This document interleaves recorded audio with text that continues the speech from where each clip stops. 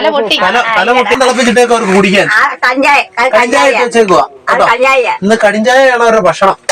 ഈ സോഷ്യൽ മീഡിയയിൽ ഈ വാർത്ത വന്നിട്ട് പോലും സോഷ്യൽ മീഡിയയിൽ ഈ വാർത്ത വന്നതോടുകൂടി ഈ പാവത്തുങ്ങളുടെ ശത്രുത കൂടി ആളിങ്ങനെ ഇറങ്ങി വരാം. അത്രയും ഗ്യാപ്പ് ഉണ്ട്. ഇതിനകത്തായിരുന്നു അവർ കിടന്നുകൊണ്ടിരുന്നത്. 20 വർഷം കണ്ട് 20 വർഷം കൊണ്ട് ഈ അമ്മയും ഈ 2 മക്കളും മാനസിക രോഗികളായ 2 മക്കളും ഈ ഷെഡിനകത്ത് കടന്നിട്ടും ഇവിടുത്തെ വാർഡ് മെമ്പർക്ക് കണ്ണിൽ ഇരുട്ട് കയറി. ഇവരുടെ ഈ ഒരു അവസ്ഥ കാണാൻ ഇവിടുത്തെ വാർഡ് മെമ്പർക്ക് കണ്ണില്ലായിരുന്നു. ഈ ഗ്രാമപഞ്ചായത്ത് മെമ്പറേ ഇരുട്ടെന്ന് പറയാൻ കഴിയില്ല.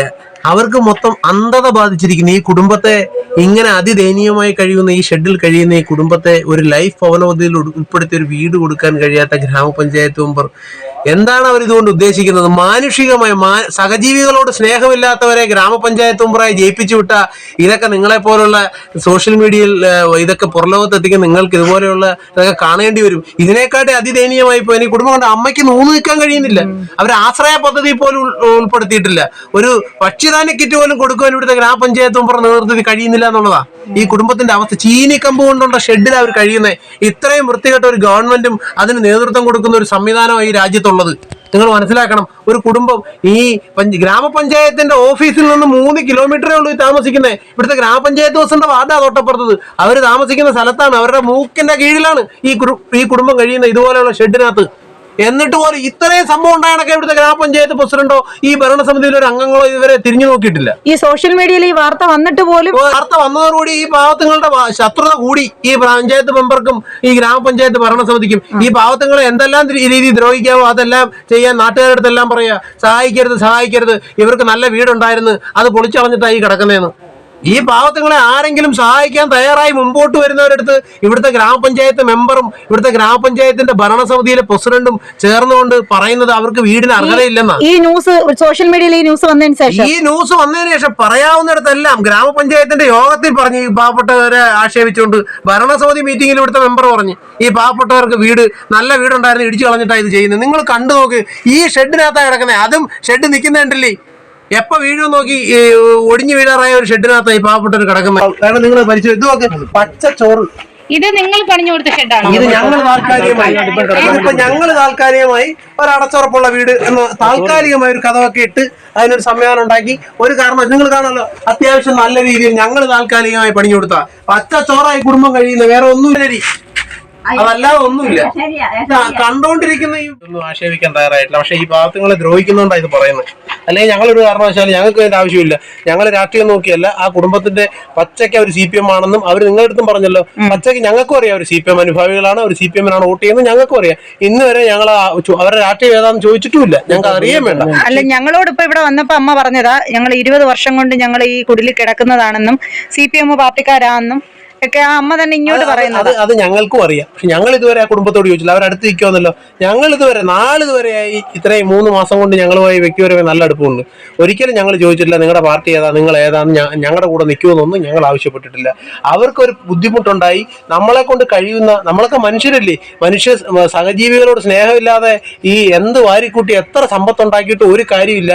ഇതെല്ലാം ഹോസ്പിറ്റലിൽ കൊണ്ട് കൊടുക്കത്തേ ഉള്ളൂ. ഇതൊക്കെ ഇവിടുത്തെ പഞ്ചായത്ത് മെമ്പറും ഇവരെ ആശയം പറഞ്ഞുകൊണ്ട് നടക്കുന്ന ഒരു ദൈവത്തിന്റെ കോടതിയിൽ ഇപ്പം ചിലപ്പോൾ അധികാരത്തിന്റെ ദിക്കും ധാർഷ്ട്യവും അഹങ്കാരവും അഹന്തയും ഒക്കെ വെച്ചുകൊണ്ട് ഈ പാവത്തുങ്ങളോട് മസിലൊക്കെ പിടിച്ചിങ്ങനെ പക്ഷേ ദൈവം എന്ന് പറയുന്ന ഒരു സംവിധാനമുണ്ട്.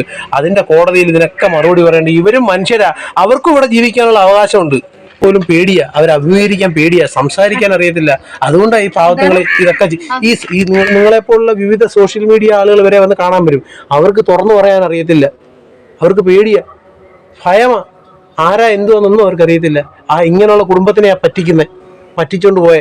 ഈ കുടുംബത്തിനൊരു വീട് കൊടുക്കാതെ, അതും പോട്ടെ, വീട് കൊടുത്തില്ല വേണ്ട, എന്നാൽ ഈ വീട് ഏതെങ്കിലും അവർ വന്ന് വെച്ചു കൊടുക്കുക. അവരെന്നാ നല്ലൊരു കാര്യമല്ലേ ചെയ്യുന്നത്, അതിനൊരു പിന്തുണയല്ലേ അവർ നൽകണ്ടേ. പക്ഷെ ഇതിനെ ആശയം പറഞ്ഞുകൊണ്ട് ആരെങ്കിലും ഇതിന് സഹായിക്കാൻ വരുമോ അവരെ മുടക്കുക, അത് ഉപദ്രവിക്കുക ഈ പാവത്തുങ്ങളെ. അതുകൊണ്ട് നിങ്ങൾ ഇതൊക്കെ പുറംലോകത്തെ അറിയിക്കണം. ഈ കുടുംബം എങ്ങനെയാണ് കഴിയുന്നത്. ഇപ്പം ഈ വീട് പണി ആരംഭിച്ച് എവിടെ വരെ ആയി. ഇത് ചെറിയ സാമ്പത്തിക പ്രതിസന്ധി മൂലമാണ് ഇത് വാർക്കാൻ കഴിയാതെ ഇങ്ങനെ നിൽക്കുന്നത്. എന്നാലും എത്ര പ്രതിസന്ധി അനുഭവിച്ചാലും ഈ കുടുംബത്തിന് 10-15 ദിവസത്തിന് അത് വാർക്കണമെന്ന് വിചാരിച്ച് ഒരു 3 മാസം മൊത്തം എടുത്ത് ഈ കുടുംബത്തിനെ മഴയ്ക്ക് മുമ്പ് ഇതിനകത്ത് കയറ്റി താമസിപ്പിക്കണം, ഈ ഷെഡിൽ നിന്ന് വരെ മാറ്റി താമസിപ്പിക്കണമെന്നുള്ള ഒരു ഉറച്ച തീരുമാനത്തിലാണ് യൂത്ത് കോൺഗ്രസ് മണ്ഡലം കമ്മിറ്റി ഉള്ളത്. അതിനുവേണ്ടിയുള്ള നല്ല തയ്യാറെടുപ്പുകൾ യൂത്ത് കോൺഗ്രസ് നടത്തിക്കൊണ്ടിരിക്കുക. നിങ്ങളുടെ അതിനുള്ള പിന്തുണ വേണം. അതുകൊണ്ട് ഈ സിന്ധു ചേച്ചി ഓടുന്നാണ്ടില്ലേ,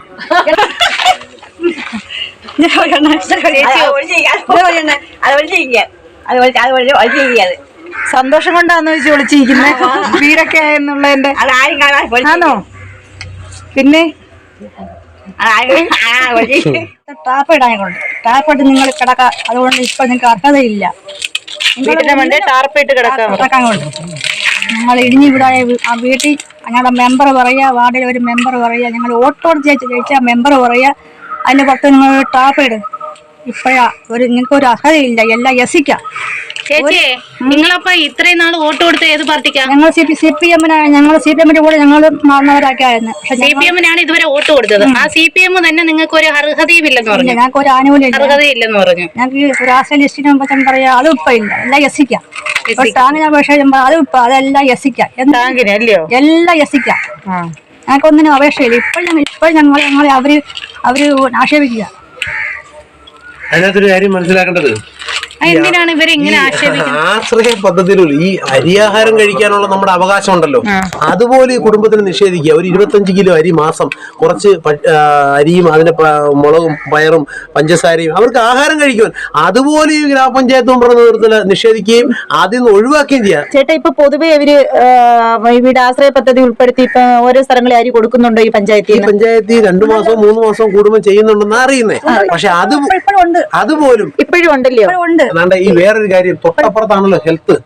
അവിടുത്തെ ഒരു നേഴ്സുമാരോ അല്ലെങ്കിൽ ഡോക്ടർമാരോ ഇവരെ തിരിഞ്ഞു പോലും നോക്കുന്നില്ല. ഇവിടെ എന്തുകൊണ്ടും ഗവൺമെന്റിന്റെ നേരിട്ട് ഒരു പരിചരണം ആവശ്യമുള്ള ഈ കുടുംബത്തെ അവഗണിക്കുകയും ആക്ഷേപിക്കുകയും ചെയ്യുന്നത്. അത് വേറൊരു കാര്യം, ഇവരെ ഈ വീട്ടിൽ ഇങ്ങനെ നിൽക്കുകയും ഇവിടുത്തെ ഗ്രാമപഞ്ചായത്ത് മെമ്പർ ചെയ്ത വിചിത്രമായ വേറെ സംഭവങ്ങളുണ്ട്. അവര് ഗിന്നസ് റെക്കോർഡിൽ കയറേണ്ട ആളാ. ഈ ഗ്രാമപഞ്ചായത്തിൽ സർക്കാർ അനുവദിച്ച ആദ്യത്തെ വിദ്യാഭ്യാസ വകുപ്പിന്റെ വീട് എടുത്തുകൊണ്ട് പോയി 1000 സ്ക്വയർ ഫീറ്റ് വീട് അവർ വെച്ച്. എന്നിട്ട് ഒരേ റേഷൻ കാർഡിൽ ഉൾപ്പെട്ട അവരുടെ അമ്മായിയമ്മയുടെ പേരിൽ ലൈഫ് പദ്ധതിയിൽ ലിസ്റ്റിൽ വീണ്ടും ഉൾപ്പെടുത്തി. ഇവിടുത്തെ ഈ വാർഡിനെ പ്രതിനിധീകരിക്കുന്ന ഗ്രാമപഞ്ചായത്ത് മെമ്പർ ഈ സാധുക്കൾക്ക് കൊടുക്കാതെ ആദ്യത്തെ വിദ്യാഭ്യാസ വകുപ്പിന്റെ വീട് നെടുവത്തൂർ പഞ്ചായത്തിൽ അനുവദിച്ച വീട് അവർക്ക് സ്വന്തമായി അവരുടെ മക്കളുടെ പേരിൽ വീട് കിട്ടി. അത് 1000 സ്ക്വയർ ഫീറ്റോളം വീട് വെച്ച്. പഞ്ചായത്തിന്റെ വീട് 450 സ്ക്വയർ ഫീറ്റ് എന്നല്ലേ? 450. അത് 1000 സ്ക്വയർ ഫീറ്റ് വിദ്യാഭ്യാസ വകുപ്പിന്റെ വീടാ. പക്ഷെ അതിനകത്ത് സ്ക്വയർ ഫീറ്റ് ഒന്നും പറഞ്ഞിട്ടില്ല. അറിയില്ല. പക്ഷെ എന്തായാലും സർക്കാർ കൊടുത്ത ആദ്യത്തെ വീട് മെമ്പർ എടുത്തോണ്ട് പോയിട്ട് ഒരേ റേഷൻ കാർഡിൽ ഉൾപ്പെട്ട അവരുടെ അമ്മായിയമ്മയുടെ പേരിൽ വീണ്ടും ലൈഫ് ഭവന പദ്ധതിയിൽ ഉൾപ്പെടുത്തി അവരാ ലിസ്റ്റിൽ വരികയും അത് ഏതാണ്ട് എഗ്രിമെന്റിന്റെ ഘട്ടത്തിൽ എത്തിയപ്പോഴാണ് ഇവരുടെ വീടുമായി ബന്ധപ്പെട്ട ഇഷ്യൂസ് ഉണ്ടായത്. ഇല്ലെങ്കിൽ ആ വീടുകൂടെ അവർ അടിച്ചോണ്ട് പോയേനെ. അങ്ങനെയുള്ള ഒട്ടനവധി പ്രശ്നം ഈ വാർഡിലുണ്ട്.